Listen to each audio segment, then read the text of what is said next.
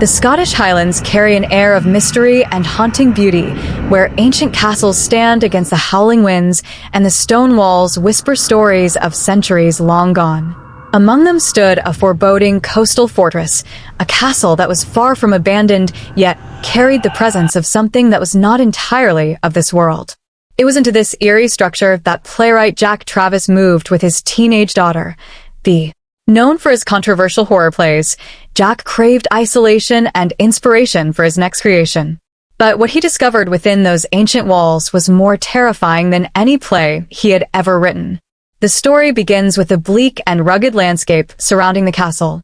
The waves crashed violently against the rocks beneath the cliffs, and the gray skies cast a somber shadow across the towering stone structure.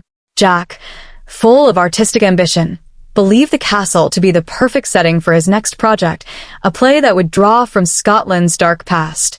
He was fascinated by the folklore, the whispers of curses, and the idea of a family that had once lived and perished within those very walls. Bea, however, was less enthusiastic. A city girl at heart, she resented her father for dragging her into the middle of nowhere, cutting her off from friends and normal teenage life. She roamed the halls with a sense of unease, her instincts telling her that something was wrong with the place. At first, the castle seemed like just another gloomy, old ruin.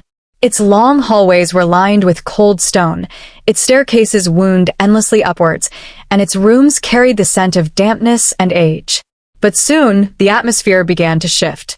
Doors creaked open without cause, shadows lingered longer than they should, and Bea started hearing faint whispers in the night. Jack, ever the skeptic and obsessed with his craft, dismissed her concerns. To him, these strange occurrences only fed into the creative fire of his imagination. Every eerie sensation became fuel for his writing. Yet Bea's fear was not something that could be brushed aside so easily. She felt watched, stalked by something unseen, as though the castle itself was alive and aware of their presence. One evening, Bea wandered into the library, a cavernous room filled with dusty tomes and leather-bound volumes that had been untouched for decades. Among them, she found an old diary. Its pages were filled with the writings of a woman who once lived in the castle centuries ago. The words told the story of a family cursed by betrayal and madness. The woman wrote of her husband's descent into cruelty and of the children who suffered under his tyranny. The final entries grew more frantic, describing dark forces that had been awakened within the walls, forces that demanded blood and sacrifice. The last line chilled Bea to her core. The Playhouse is never silent. It demands an audience, and it demands an ending. When Bea showed the diary to her father, Jack laughed it off. He insisted it was nothing more than local superstition, perfect material for his next script. He began weaving the woman's tale into his own play, blurring the lines between fact and fiction. Yet with every word he wrote, the castle seemed to react. The walls groaned at night, cold drafts slithered through locked doors, and strange figures appeared in the shadows. Bea began to see a woman dressed in black, her face obscured by a veil, silently watching from the end of corridors. Jack too began to feel the castle's presence, though he refused to admit it openly. The tension between father and daughter grew. Bea begged Jack to leave, but his pride and obsession kept them trapped within the fortress. He insisted he was close to something extraordinary, a play that would make his career unforgettable.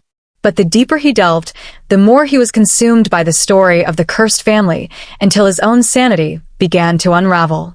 He started hearing voices that urged him to finish the play, whispering lines into his mind late at night. He would write feverishly, his hands trembling as if guided by something beyond his control. Meanwhile, Bea sought comfort in the nearby village, where she befriended a local boy. He warned her of the castle's reputation. Generations of villagers had spoken of the Travis family curse, of deaths and madness linked to the fortress. According to legend, anyone who lived there too long would fall victim to the same fate. Bea realized her father's obsession was not just artistic ambition, it was the curse taking hold of him. The castle's grip tightened. Bea awoke one night to find her father standing in the grand hall, rehearsing his play to an empty audience. But the seats weren't empty to him. Jack claimed he could see the ghosts of the family, applauding his words, urging him on. His face was pale, his eyes wide with madness. He spoke lines that were not his own, words pulled straight from the diary, echoing the tormented cries of the past. B tried to reach him, but he lashed out, insisting she didn't understand the importance of his work. The Playhouse had become his world, and he was its leading actor. As the days grew darker, the castle revealed more of its sinister nature. Mirrors showed reflections that were not their own, staircases shifted as if trying to trap them, and the sound of children's laughter echoed through the halls. B saw visions of the cursed family, pale, ghostly figures reenacting their violent demise over and over again. The mother's screams, the father's rage, the children's cries, they all blended into a nightmarish performance that the castle demanded to be repeated. Finally, the truth became undeniable. Jack was not writing the play was writing him. The curse of the castle was using him as its vessel, dragging him deeper into madness. The diary had been a warning, but it was too late. Jack was possessed by the spirit of the cruel patriarch, reliving his role in the tragic history. B realized that unless she escaped, she too would become part of the endless performance, another ghost trapped in the Playhouse. The climax came during a violent storm. The castle shook as thunder roared outside, and Jack staged his final act in the Great Hall. He forced B to take part, casting her as one of the doomed children. His voice boomed with unnatural power as he delivered lines drenched in rage and despair. B, terrified, tried to snap him out of his trance, but the spirit's hold was too strong. Shadows danced around them, the spectral audience clapped in unison, and the air grew suffocating with the weight of centuries of suffering.